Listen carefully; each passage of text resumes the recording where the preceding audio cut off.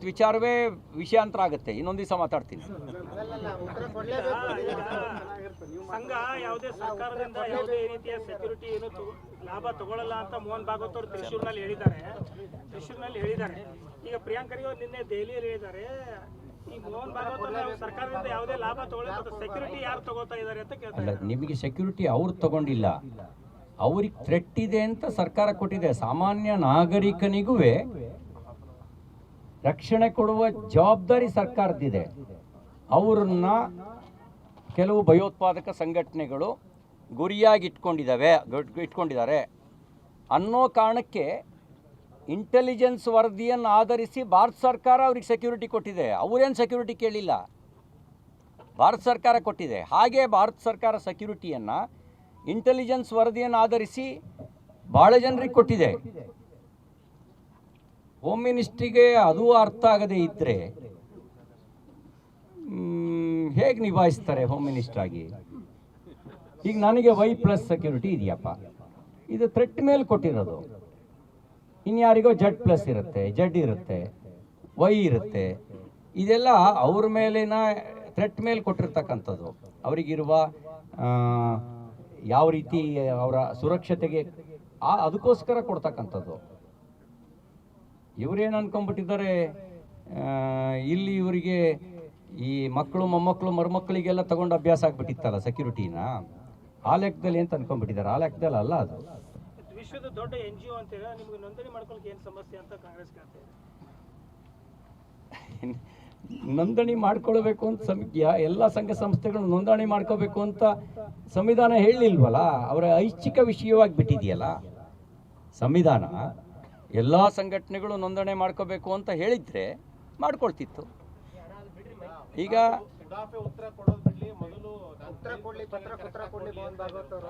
ನಾನು ಹೇಳೋದೇನು ಅಂದರೆ, ಪ್ರಶ್ನೆಯೇ ಉಡಾಫೆದು. ಪ್ರಶ್ನೆ ಇದೆಯಲ್ಲ, ಪ್ರಶ್ನೆಯೇ ಅದು ಕೇವಲ ವಿಷಯಾಂತರ ಮಾಡುವಂಥ ಉದ್ದೇಶವನ್ನು ಹೊಂದಿರತಕ್ಕಂಥ ಪ್ರಶ್ನೆಗಳು. ಯಾಕೆ ಅಂದರೆ ಸ್ವತಂತ್ರ ಬಂದಿದ್ದು 47ರಲ್ಲಿ, ಸಂಘ ಪ್ರಾರಂಭ ಆಗಿದ್ದು 1925ರಲ್ಲಿ. 50ರಲ್ಲಿ ಸರ್ಕಾರದ ಮೇಲೆ ಬ್ಯಾನು ವಾಪಸ್ ತೆಗೆದ್ರಲ್ಲ, ಆವಾಗಲೇ ಕೇಳಲಿಲ್ಲ ನೀವು ರಿಜಿಸ್ಟರ್ ಮಾಡ್ಕೊಳ್ಳಿ ಅಂಥೇಳಿ. ಅವಾಗ ಕೇಳಿದ್ದೇನು ಅಂದರೆ, ನಿಮ್ಮ ಕಾರ್ಯಪದ್ಧತಿ ಏನು, ನಿಮ್ಮ ಉದ್ದೇಶ ಏನು, ಅದನ್ನು ಲಿಖಿತವಾಗಿ ತಿಳಿಸಿ ಅಂತ ಹೇಳಿದರು. ಕಾರ್ಯಪದ್ಧತಿಯನ್ನು ಲಿಖಿತವಾಗಿ ತಿಳಿಸಿದೆ, ಉದ್ದೇಶವನ್ನು ಲಿಖಿತವಾಗಿ ತಿಳಿಸಿದೆ. ಉದ್ದೇಶ ತಾಯಿ ಭಾರತೀಯನ ವಿಶ್ವಗುರು ಮಾಡೋದು, ಹಿಂದೂಗಳನ್ನು ಸಂಘಟಿಸೋದು, ವ್ಯಕ್ತಿಗೆ ಸಂಸ್ಕಾರ ಕೊಟ್ಟು ವ್ಯಕ್ತಿಯ ಮೂಲಕ ರಾಷ್ಟ್ರ ನಿರ್ಮಾಣ ಮಾಡೋದು. ಕಾರ್ಯಪದ್ಧತಿ ಶಾಖಾ ಪದ್ಧತಿ. ಶಾಖೆಯಲ್ಲಿ ಏನು ಮಾಡ್ತೀರಿ ಅಂತ ಕೇಳಿದಾಗ ಹೇಳಿದ್ದಾರೆ, ಕಬಡ್ಡಿ ಆಡಿಸ್ತೀವಿ, ಹಾಡು ಹೇಳ್ಕೊಡ್ತೀವಿ, ವಚನಗಳನ್ನು ಕಲಿಸ್ತೇವೆ, ಅಮೃತ ವಚನಗಳನ್ನು ಅಂಬೇಡ್ಕರು, ಗಾಂಧಿ ಸೇರಿದಂತೆ, ಚಾಣಕ್ಯರು ಸೇರಿದಂತೆ ಹಲವಾರು ಜನರ ಅಮೃತ ವಚನವನ್ನು ಅಲ್ಲಿ ಕಲಿಸ್ಕೊಡ್ತೇವೆ, ಶ್ಲೋಕವನ್ನು ಕಲಿಸ್ತೇವೆ. ಇದಕ್ಕೆ ಯಾರಿಗೂ ಅಪ್ಲಿಕೇಶನ್ ಫಾರಮ್ ತುಂಬಬೇಕಾದ ಅವಶ್ಯಕತೆ ಇಲ್ಲ, ಅಡ್ಮಿಷನ್ ಫೀಸ್ ಇಲ್ಲ, ವಯೋಮಿತಿ ಇಲ್ಲ, ಯಾವ ಭಾಷೆ ಅಂತ ಇಲ್ಲ, ಶ್ರೀಮಂತ ಬಡವ ಅನ್ನೋ ಭೇದ ಇಲ್ಲ, ಯಾರು ಬೇಕಾದ್ರೂ ಬರ್ಬೋದು. ಸಾರ್ವಜನಿಕ ಜಾಗದಲ್ಲಿ ನಡೆಯುತ್ತೆ, ಸೀಕ್ರೆಟಾಗಿ ನಡೆಯಲ್ಲ. ಈ ಎಲ್ಲ ಸಂಗತಿಯನ್ನು ಹೇಳಿದೆ ಮತ್ತು 100 ವರ್ಷದ ಜರ್ನಿಯನ್ನು ಪೂರ್ಣಗೊಳಿಸಿದೆ. ಇದಾದಮೇಲೆ ಕೆಲವರು ನ್ಯಾಯಾಲಯದಲ್ಲಿ ಪ್ರಶ್ನೆ ಮಾಡಿದರು. ನಾನು ಪ್ರಿಯಾಂಕ್ ಖರ್ಗೆ ಅವರಿಗೆ ಉತ್ತರ ಕೊಡೋಕ್ಕೆ ಹೋಗ್ತಾ ಇಲ್ಲ, ಆದರೆ ತಮ್ಮ ಮೂಲಕ ಸಾರ್ವಜನಿಕರಿಗೆ ಉತ್ತರ ಕೊಡಬೇಕಾಗಿರುವ ಕಾರಣಕ್ಕೆ ಉತ್ತರ ಕೊಡ್ತಾ ಇದ್ದೀನಿ. ಯಾಕೆಂದ್ರೆ ಪ್ರಿಯಾಂಕ್ ಖರ್ಗೆ ಅವರಿಗೆ ತಿಳ್ಕೊಳ್ಬೇಕು ಅನ್ನೋ ಸಹಜ ಕುತೂಹಲ ಇದ್ದರೆ RSS ಶಾಖೆಗೆ ಹೋದ್ರೂ ಸಾಕು, ಅನುಭವಕ್ಕೆ ಬರುತ್ತೆ RSS ಅಂದರೆ ಏನು ಅಂತ. ಭಾಳ ಜನ ವಿರೋಧಿಗಳು ರಾಷ್ಟ್ರೀಯ ಸ್ವಯಂ ಸೇವಕ ಸಂಘದ ಸಂಪರ್ಕಕ್ಕೆ ಬಂದ ನಂತರ ಬದಲಾಗಿದ್ದಾರೆ. ಜವಾಹರ್ಲಾಲ್ ನೆಹರು ಒಬ್ಬರು ಕಟ್ಟೋರ್ ವಿರೋಧಿಯಾಗಿದ್ದರು. ಜವಾಹರ್ಲಾಲ್ ನೆಹರೂರವರು ತನ್ನ ಅಂತ್ಯಕಾಲದಲ್ಲಿ ಗಣರಾಜ್ಯೋತ್ಸವದ ಪೆರೇಡ್ಗೆ 1963 ರಿಪಬ್ಲಿಕ್ ಡೇ ಪೆರೇಡ್ ಅನ್ರಿಜಿಸ್ಟರ್ಡ್ ಆರ್ಗನೈಜೇಷನನ್ನು ಆಮಂತ್ರಣ ಮಾಡಿದ್ರು. ನೆಹರು ಕಾಂಗ್ರೆಸ್ ಪಾರ್ಟಿಯ ನೇತಾರರು, ದೇಶದ ಪ್ರಧಾನಮಂತ್ರಿ ಮೊದಲ, ಅವರೇ ಬ್ಯಾನ್ ಮಾಡಿದ್ರು. ಅವರೇ 62ರ ಯುದ್ಧದ ಸಂದರ್ಭದಲ್ಲಿ ಸಂಘ ಮಾಡಿದ ಸೇವೆಯನ್ನು ಸ್ಮರಿಸಿ ಗಣರಾಜ್ಯೋತ್ಸವದ ಪೆರೇಡ್ಗೆ ಅನ್ರಿಜಿಸ್ಟರ್ಡ್ ಆರ್ಗನೈಜೇಷನನ್ನು ಇನ್ವೈಟ್ ಮಾಡಿ ಪೆರೇಡ್ ನಡೀತು ಡೆಲ್ಲಿನಲ್ಲಿ. ಅದೇ ಸಂಘ ಅಂದರೆ ಏನು ಅನ್ನೋದನ್ನು ಅರ್ಥ ಜವಾಹರ್ಲಾಲ್ ನೆಹರು ಮಾಡಿಕೊಂಡ್ರು. ನಾನು ಹೇಳ್ತೀನಲ್ಲ, ಇದು ನಾಲಿಗೆಗೆ ಎಲುಬಿಲ್ವಲ್ಲ, ಹೆಂಗೆ ಬೇಕಾದ್ರೂ ತಿರುಗಿಸ್ಬೋದಲ್ಲ, ಹಾಗೆ ತಿರುಗಿಸುವಂಥ ಮಾತು. ಮತ್ತು ಸಂಘದ 100 ವರ್ಷದ ಯಶಸ್ವಿ ಯಶೋಗಾಥೆಯನ್ನು ಮರೆಮಾಚೋದಕ್ಕೆ ಎಲುಬಿಲ್ಲದ ನಾಲಿಗೆ ಆಡುವಂಥ ಮಾತು. ಆಮೇಲೆ ಅದಾದಮೇಲೆ ಒಬ್ಬರು ಪ್ರಧಾನಮಂತ್ರಿ ಸಂವಿಧಾನದ ಮೂಲಭೂತ ಹಕ್ಕುಗಳನ್ನೇ ಮೊಟಕುಗೊಳಿಸಿ ಪ್ರಜಾಪ್ರಭುತ್ವವನ್ನು ದಮನ ಮಾಡಿ ತುರ್ತು ಪರಿಸ್ಥಿತಿ ಹೇರಿ ವಿಪಕ್ಷದ ನಾಯಕರನ್ನೆಲ್ಲ ಜೈಲಿಗೆ ಅಟ್ಟಿ ಮಾಧ್ಯಮಗಳ ಮೇಲೂ ನಿರ್ಬಂಧ ಹೇರಿ ಸಂಪಾದಕೀಯಕ್ಕೂ ಸ್ವಾತಂತ್ರ್ಯ ಕೊಡದೆ ತುರ್ತು ಪರಿಸ್ಥಿತಿ ಹೇರಿದ್ರು ಶ್ರೀಮತಿ ಇಂದಿರಾ ಗಾಂಧಿಯವರು. ಅವರು ಬ್ಯಾನ್ ಮಾಡಿದರು. ಆ ಸಂದರ್ಭದಲ್ಲಿ ನ್ಯಾಯಾಲಯ ಏನು ತೀರ್ಪು ಕೊಡ್ತು ಸಂಘದ ಕುರಿತಾಗಿ ಅನ್ನೋದನ್ನು ಇವರು ಅಧ್ಯಯನ ಮಾಡಲಿ, ಅರ್ಥ ಆಗುತ್ತೆ. ಮತ್ತು ಇನ್ನೊಂದು ಮಾತನ್ನು ಹೇಳಲಿಕ್ಕೆ ಬಯಸ್ತೇನೆ ಅವರಿಗೆ. ನೋಡಿ, ಆರ್ಟಿಕಲ್ 19(1)(c) ಯಾವುದೇ ರೀತಿಯ ಅನ್ರಿಜಿಸ್ಟರ್ ಆಗಿಯೂ ಕೂಡ ನಾವು ಸಂಘಟನೆ ಮಾಡೋದಕ್ಕೆ ಅವಕಾಶವನ್ನು ಕೊಟ್ಟಿದೆ. ನೋಂದಣಿ ಕಡ್ಡಾಯ ಅಲ್ಲ. ಮಧ್ಯಪ್ರದೇಶದ ಸರ್ಕಾರ ರಾಮಶಂಕರ್ ರಘುವಂಶಿ ಅನ್ನೋರ ಮೇಲೆ ಒಂದು ಕೇಸ್ ಹಾಕಿತ್ತು. ನೀವು ಸ್ಕೂಲ್ ಟೀಚರು, ಸರ್ಕಾರಿ ಸ್ಕೂಲ್ ಟೀಚರು, ನೀವು RSSನ ಕಾರ್ಯಕ್ರಮದಲ್ಲಿ ಭಾಗಿಯಾಗಿದ್ದೀರಿ ಅಂತ ಅವ್ರ ಸೇವೆಯಿಂದ ವಜಾ ಮಾಡಿ ಕೇಸ್ ಹಾಕಿತ್ತು. ಆಗ ಸರ್ವೋಚ್ಚ ನ್ಯಾಯಾಲಯದ ನ್ಯಾಯಮೂರ್ತಿಗಳಾಗಿರ್ತಕ್ಕಂಥ ಪ್ರಿಯಾಂಕ್ ಖರ್ಗೆ ಅವರೇ ಕೇಳಿಸ್ಕೊಳ್ಳಿ, ಫಜಲ್ ಆಲಿ ಮತ್ತು O ಚಿನ್ನಪ್ಪ ರೆಡ್ಡಿ ಅವರ ಪೀಠ ಸರ್ಕಾರದ ಕ್ರಮವನ್ನು ರದ್ದುಗೊಳಿಸ್ತು 83ರಲ್ಲಿ. ಕೇಂದ್ರದಲ್ಲಿ ಯಾವ ಸರ್ಕಾರ? ಕಾಂಗ್ರೆಸ್ಸು. ರಾಜ್ಯದಲ್ಲಿ ಮಧ್ಯಪ್ರದೇಶದಲ್ಲಿ ಯಾವುದಿತ್ತು? ಕಾಂಗ್ರೆಸ್ಸು. ಆ ಸಂದರ್ಭದಲ್ಲಿ ಸರ್ವೋಚ್ಚ ನ್ಯಾಯಾಲಯ ಅದನ್ನು ರದ್ದುಪಡಿಸಿ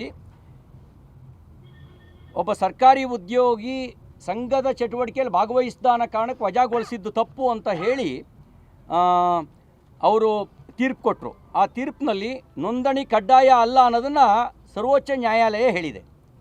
ಹಾಗೆಯೇ ಫ್ರೀಡಮ್ ಆಫ್ ಅಸೋಸಿಯೇಷನ್ ಅದನ್ನು ವ್ಯಾಖ್ಯಾನಿಸಬೇಕಾದ್ರೆ ಹಲವಾರು ತೀರ್ಪು ಕೊಟ್ಟಿದೆ. ಅಖಿಲ ಭಾರತ ಬ್ಯಾಂಕ್ ಉದ್ಯೋಗಿಗಳ ಸಂಘ ವರ್ಸಸ್ ಕೈಗಾರಿಕಾ ನ್ಯಾಯಮಂಡಳಿ, ಅದು 1962 ಸುಪ್ರೀಂ ಕೋರ್ಟು ಕೇಸ್ ನಂಬರು 171. ಅಲ್ಲೂ ಕೂಡ ಆರ್ಟಿಕಲ್ 19(1)(c) ಅದರಲ್ಲಿ ಸಂಘ ಮತ್ತು ಯೂನಿಯನ್ಗಳನ್ನು ರಚಿಸ್ತಕ್ಕಂಥ ಹಕ್ಕು ಮೂಲಭೂತ ಹಕ್ಕಾಗಿದೆ. ಯಾವುದೇ ವ್ಯಕ್ತಿ ತನ್ನದೇ ಆದ ಗುಂಪು ಅಥವಾ ಸಂಘಟನೆಯನ್ನು ಮುಕ್ತವಾಗಿ ಸ್ಥಾಪಿಸ್ಬೋದು.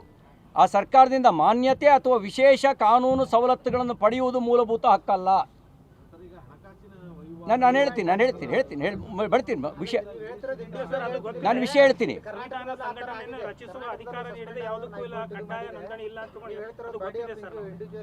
ಇಲ್ಲ, not only body of individual, body of organisation also, ನಿಮ್ಮ ಅಸೋಸಿಯೇಷನ್ ಆಲ್ಸೋ.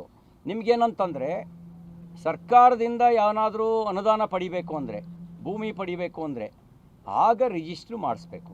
ಸಂಘ ಇದುವರೆಗೆ ಸರ್ಕಾರದಿಂದ ಯಾವುದೇ ಅನುದಾನವನ್ನು ಪಡೆದಿಲ್ಲ. ನಂಬರ್ 1.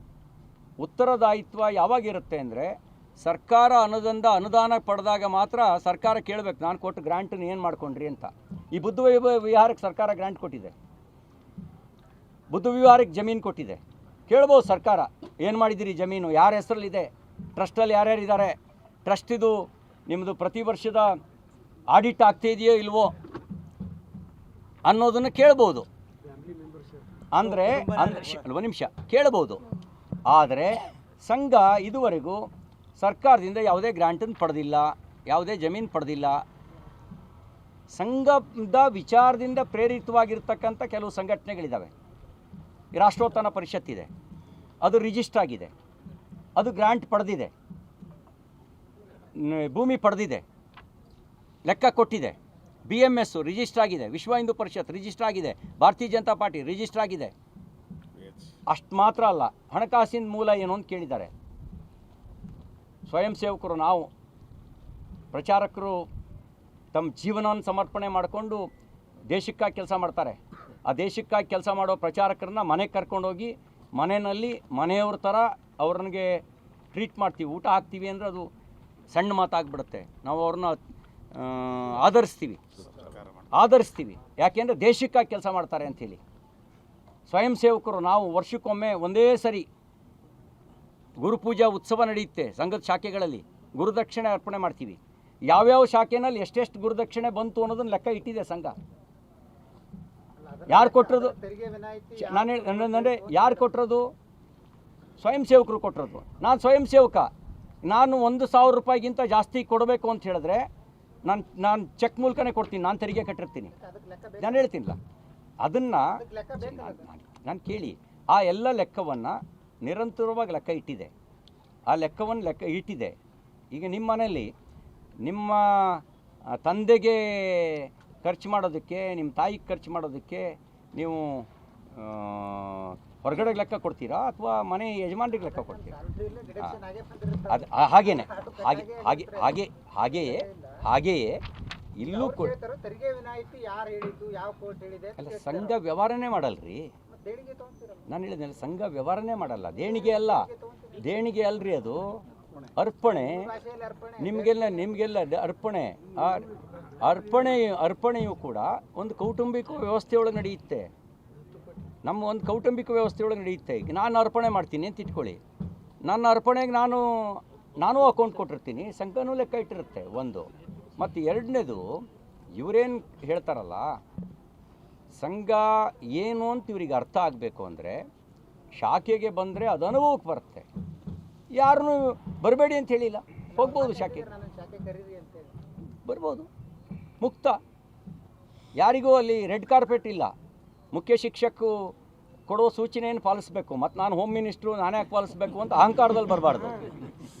ಅಲ್ಲಿ ಮುಖ್ಯ ಶಿಕ್ಷಕರು 10 ವರ್ಷದ ಹುಡುಗನೂ ಇರ್ಬೋದು, 40 ವರ್ಷದವರು ಇರ್ಬೋದು. ಅಲ್ಲಿ ಯಾರೇ ಬಂದರೂ ಮುಖ್ಯ ಶಿಕ್ಷಕರ ಸೂಚನೆಯನ್ನು ಶಾಖೆಯಲ್ಲಿ ಪಾಲಿಸ್ತಾರೆ. ಆಟ ಆಡ್ಬೋದು, ಆನಂದ ಪಡ್ಬೋದು, ಬರ್ಬೋದು. ಈ ಕೇರಳ